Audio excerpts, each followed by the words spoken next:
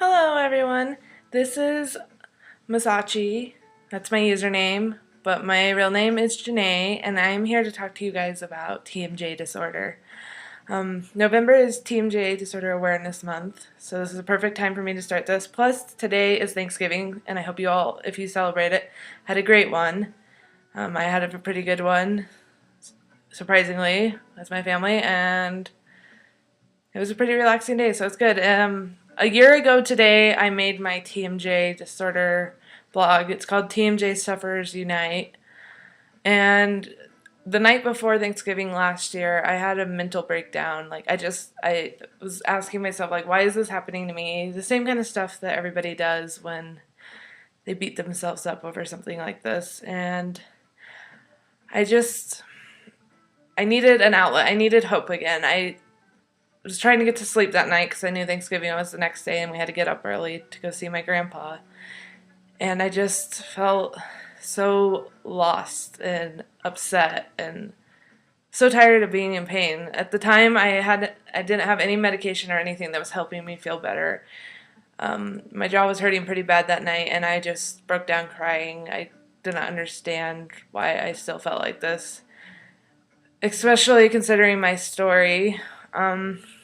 My TMJ disorder started back in August 2011, and some of you may already know the story, but to reiterate, back in August 2011, I found out, well, I didn't really find out then, but I got this feeling on this side that felt like an ear infection. And as a baby, I had chronic ear infections. I had them growing up every once in a while.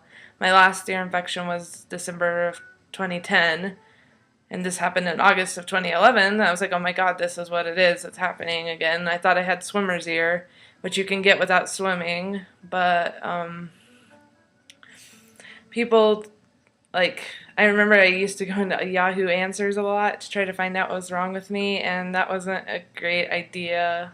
Obviously, people can be kind of jerky. People kept telling me not to go swimming, which I hadn't. I don't swim, and I definitely don't swim now. But my doctor prescribed me on some medication because they didn't think I had an ear infection, but there was a possibility because there was a little bit of water in my ear that I might have had it. So they did prescribe me some medication. But after about a week, maybe a week and a half, I still felt the same.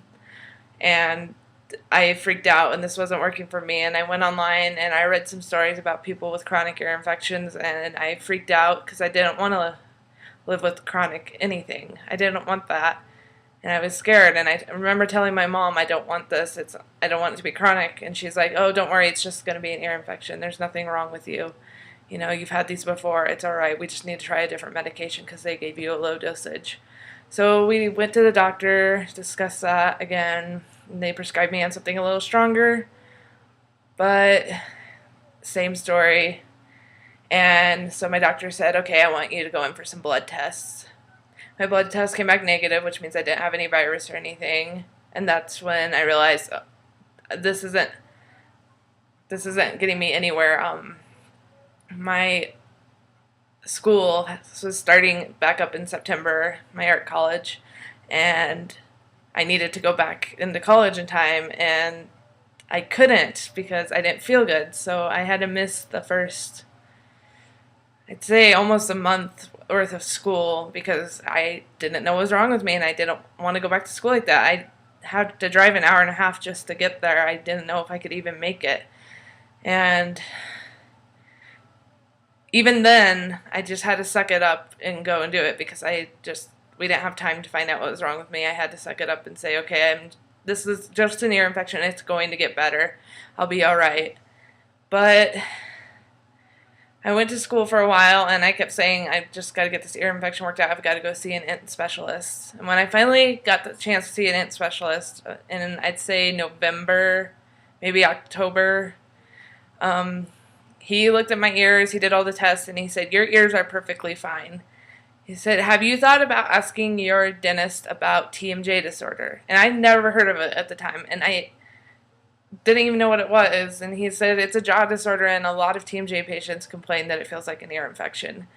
And so I didn't really have a dentist at the time because I was in the process of changing all my doctors and dentists. And so I went online and read about TMJ disorder. And all it took was me to feel up here and do that. And I felt a sliding motion. And I realized that this must be it. This is what's happening to me. I'm finally onto something here. I went into my dentist first for a cleaning, which was the day I actually went back to school a few months before this, which was a terrible idea because I couldn't eat because I had a cavity, and I don't remember where it was, but I had to drive an hour and a half back, and I was so nauseous and so sick that night. I felt terrible. I felt bad for my roommate too because I just unpacked my stuff and went straight to bed. But so my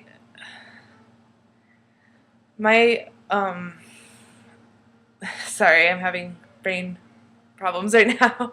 It's been a long day, but not a bad day, but a good day. But anyway, once I found out that I had TMJ disorder, I talked to my dentist, my new dentist, about it, and he was super helpful. He did some x-rays on each side, and he said, yeah, I can see where you probably have TMJ. And he made me a mouth guard, which I got in December of 2010. That's when I officially got treated. That's when I officially got diagnosed and got treated for TMJ disorder. And I have to be honest, I mean, it did help. I did notice, at first it was really weird to sleep with one of those, but I do notice a difference from what I felt back then, but I have to be honest, it took me a while to accept what I have, and it's still taking a while. I mean, I'm a lot better off than I was back then, but it's hard to deal with something like this. It's hard to deal with any chronic pain, any chronic illness. It changes your life entirely. I can even notice in this video that I talk strange. Like on this side, my mouth looks normal on this side, but on this side it's kind of slanted a little bit, and it's probably from my TMJ disorder. In 2012, I went to a chiropractor for 3 months because I heard that could help. And I didn't really notice a difference, and for paying that much money and that much amount of time, I decided to quit doing that. So I went to an acupuncturist the following month, and I did 3 appointments of those, and it did help release my anxiety a little bit, which is great because I have terrible anxiety, which is probably why I developed TMJ disorder. But now I'm seeing a massage therapist, and I'm on with my new doctor who understands me much better than the one that I saw in 2011 when I was originally diagnosed, or not diagnosed quite yet, but diagnosed with an ear infection. But I noticed I'm on naproxen 500 now, and buspirone, I forget the regular name for it, but it's an anti-anxiety med. And it's not Buspar. A lot of people try to correct me with that. It's not Buspar. It's actually BusipronE, I think. I'm not sure. I have to go get my bottle. But anyway, I'm doing that now with a massage therapist. This is fairly new. I've only seen the massage therapist once, and I've only been on the medication for a few months. I have noticed that the anti-anxiety med helps a lot. I'm no longer having to take my meds. I used to take ibuprofen PM or Tylenol PM at night to try to sleep when it hurt too much. I don't have to do that so much anymore. And with my anxiety med, hopefully my hope is that it'll alleviate my TMJ symptoms. Because what happens is I'm a terrible grinder. And I grind at the back of my teeth, at the back of my jaws, right back here. And I'm doing this in my sleep. So I'm basically taking out my stress in my sleep. And that's something that's severely hard to manage because you're not in control of what you're doing when you sleep. I mean, we have nightmares, and we can't control those. We don't want to have them, but we have them. So I can't really control what I'm thinking about in my sleep.